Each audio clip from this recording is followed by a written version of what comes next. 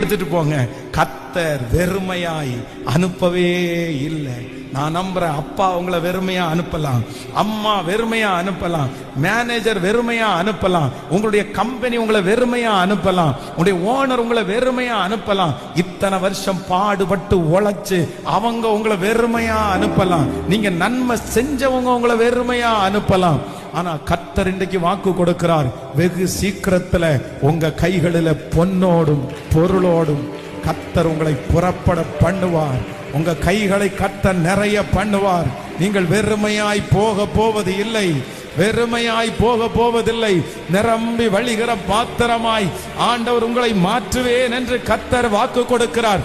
பிடுங்கப்பட்டதெல்லாம் உங்களிடத்திலே வரும், எடுத்து கொண்டதெல்லாம் உங்களிடத்திலே வரும், சேதப்படுத்தினது எல்லாம் உங்களிடத்திலே வரும்.